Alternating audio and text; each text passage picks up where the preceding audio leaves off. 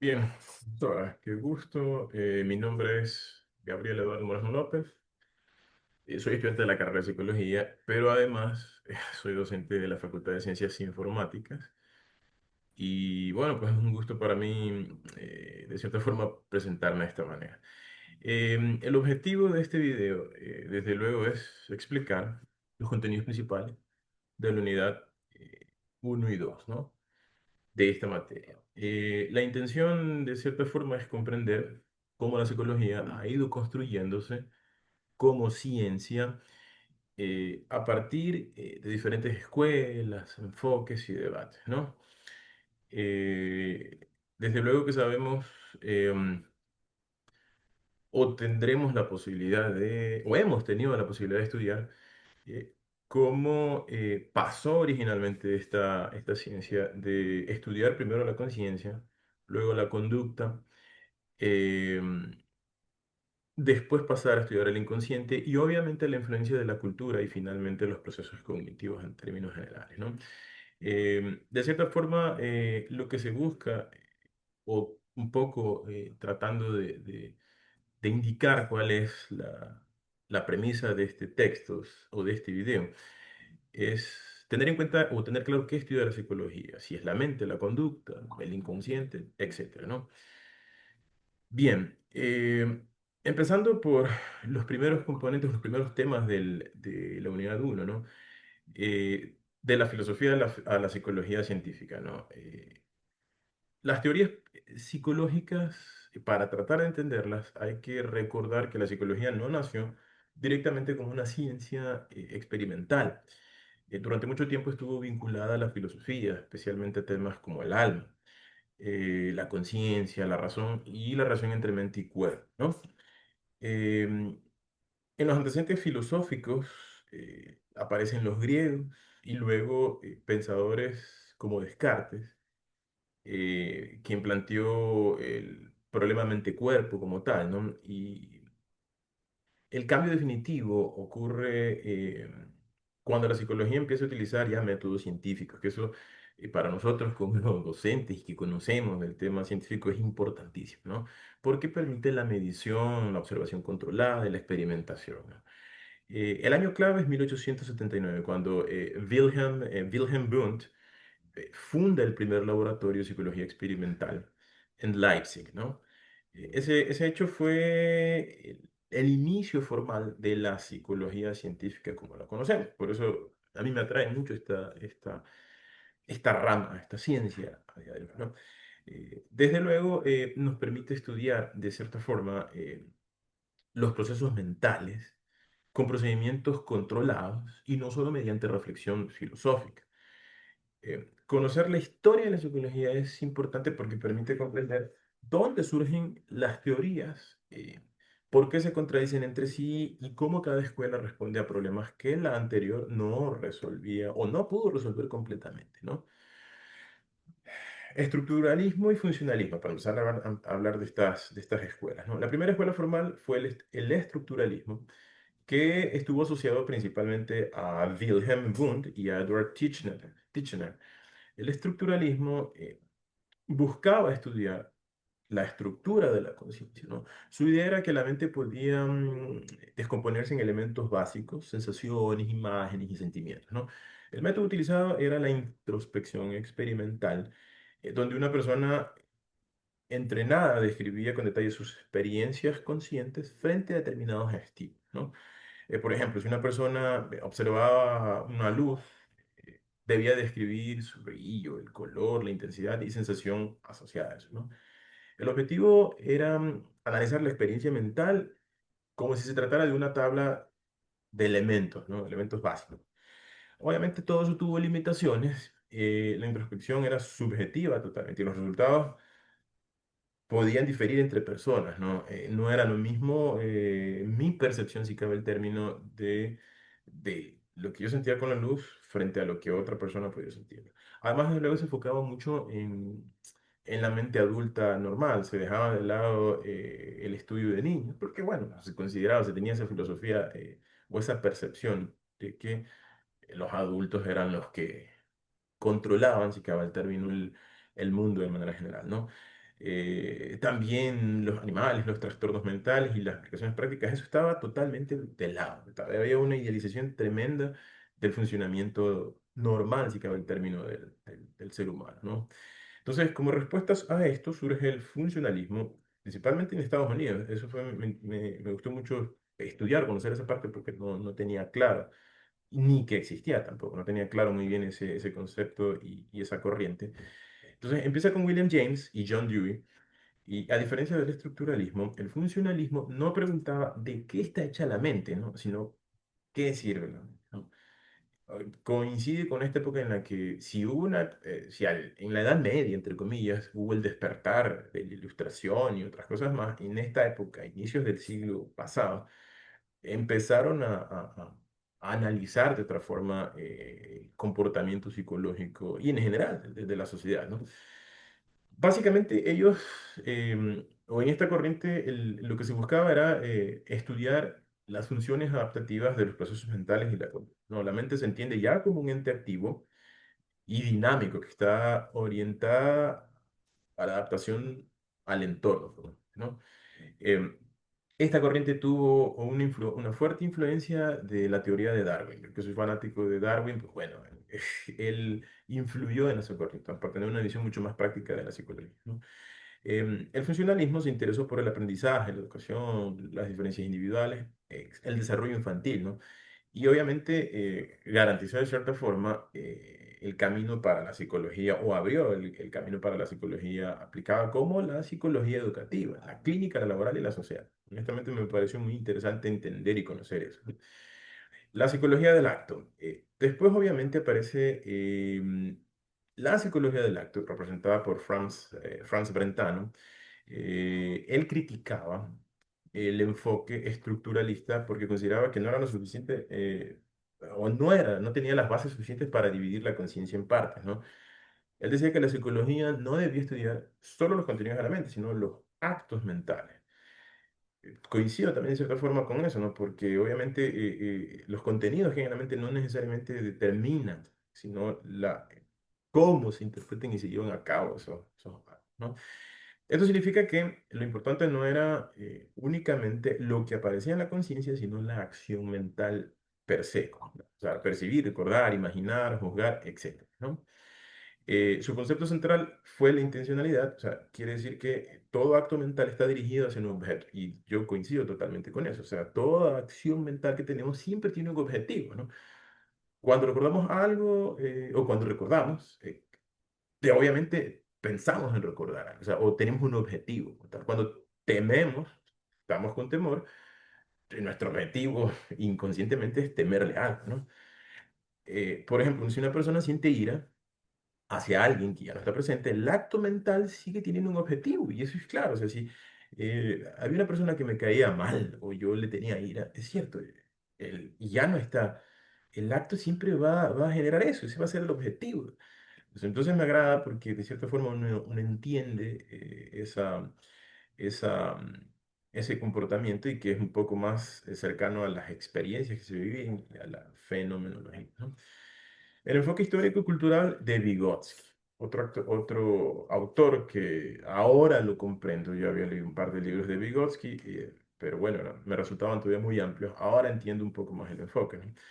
Em, este enfoque histórico-cultural, desarrollado justamente por Lev Vygotsky, plantea que el desarrollo psicológico no puede entenderse de forma aislada. La mente humana se forma en relación con la sociedad, la cultura, el lenguaje y la interacción con los demás. Desde esta perspectiva, desde luego, el pensamiento y el lenguaje no surgen solamente desde el interior del individuo, sino que se desarrollan mediante la vida social, y eso es cierto, o sea, ahora lo comprendemos, ¿no? El niño, desde que nace, está influenciado por el componente social. O sea, ¿por qué nos resulta, o en teoría, nos resulta fácil aprender un idioma cuando estamos pequeños? Porque tenemos la relación social. Entonces, si un niño está relacionado o escucha alemán desde que está pequeño, va a aprender alemán muy fácilmente, ¿no? Igual pasa con cualquier otra cosa se desarrolle cuando se está pequeño, ¿no? Uno de estos conceptos centrales es uno de los conceptos centrales, de hecho, en este enfoque es la zona del desarrollo próximo, o sea, que se refiere a la distancia entre lo que una persona puede hacer sola y lo que puede lograr con ayuda de alguien más, con mayores competencias, ¿no? Eso hace notar que es importante el desarrollo social, ¿no? Por ejemplo, un estudiante no puede resolver un problema por sí mismo, pero si recibe orientación del docente o de un compañero, puede llegar a comprender. Pues eso está claro, ¿no? Eso era algo que para Vygotsky, o sea, Vygotsky decía que ese espacio de ayuda es clave para el aprendizaje. Esto es lo que pasa en el estudio como tal, ¿no? La conducta, el conductismo y el aprendizaje, que ese es otro elemento importante de todas estas escuelas sobre el concepto, que ya introducen el concepto de conducta como tal, ¿no? La conducta se entiende como ese conjunto de fenómenos observables o detectables, o sea, que nosotros tenemos percepción de eso, eh, pero que también pueden tener una interpretación mucho más amplia, no sé, que incluya la conducta manifiesta, la experiencia consciente y otros componentes que están relacionados con la producción humana, con el ser humano como tal, ¿no? Ahí aparecen autores como Watson, como Kafka, Lagage, que ellos ayudan a ampliar esta idea, ¿no? Watson, por ejemplo, propuso que la psicología debía estudiar únicamente manifestaciones externas que pudieran observarse. Kafka, si mal no recuerdo, incluyó procesos efectivos, ¿no? Como las vivencias. Y Lagache un poco decía que la conducta era una totalidad de reacciones del organismo. Bueno, en términos generales, el conductismo se basa en que la psicología debe ser objetiva y estudiar la relación entre los estímulos y las respuestas, ¿no? Em, Uno de los antecedentes importantes aquí fue el de Pablo, que está relacionado con el condicionamiento clásico, ¿no? Em, por ejemplo, que un estímulo neutro como una campana se asocia repetidamente con comida, por ejemplo. Eh, Hasta que, por ejemplo, con un perro, o sea, si un perro puede acostumbrarse o asociar que el sonido de una campana representa comida. A mí me pasa con la mascota que tengo en la casa. Ella ya sabe, con un sonido en particular, ella ya asoció que ese sonido en particular sirve para comida. Entonces, me busca inmediatamente una vez que escuchar, ¿no? Pasando a otro concepto que ya tiene que ver con el psicoanálisis, ¿no? Que de uno de mis autores también favoritos, Sigmund Freud. Ese enfoque surge en el contexto del tratamiento de las enfermedades mentales. Él es el responsable, básicamente, en términos de todo ese cambio poderoso que hubo de la psicología. Yo reconozco que gracias a Freud me interesé por la psicología hace muchísimos años atrás. Soy informático de cepa, no lo voy a cambiar nunca, pero la psicología también me gustó y muchísimo, ¿no? Entonces, él arranca originalmente con los estudios sobre la histeria, ¿no? Que en esa época era más relacionado con el esoterismo, ¿no? Habían explicaciones biológicas, psicológicas, medianamente, ¿no? Y sobre todo sobrenaturales, como yo le decía, era muy esotérico el tema, ¿no? Sobre la enfermedad mental, ¿no? Se creía que eran posesiones, que eran cuestiones demoníacas, ¿no? Muy relacionadas con las religiones, ¿no? Eh, el psicoanálisis está dentro del esfuerzo este que se hace fuerte por explicar los síntomas desde conflictos psíquicos como tal, ¿no? O sea, que las enfermedades mentales tienen estos orígenes psíquicos y no necesariamente a partir de causas orgánicas, ¿no? Que era lo que se decía, no, es que este señor tiene algún problema mental y le tiemblan las piernas y ese es el causante de cuando le empiezan a temblar las piernas, es el desencadenante del problema, pero no, hay realmente cuestiones psíquicas que inciden, obviamente en las causas orgánicas, pero se contemplan primero los componentes psíquicos antes que las causas orgánicas, ¿no? Freud fue influido por el estudio de la hipnosis. eh, con el tiempo dejó de depender la hipnosis como método de desarrollo, ¿no? Y básicamente empezó a desarrollar este método de la asociación libre para que el paciente pueda expresar los pensamientos de manera abierta, que ese es el concepto que se usa mucho ahora en la psicología, ¿no? El objetivo central del psicoanálisis es el inconsciente, ¿no? Freud sostenía que gran parte de la conducta humana está determinada por deseos reprimir, conflictos internos y en general las experiencias por lo general traumáticas desde la infancia, ¿no?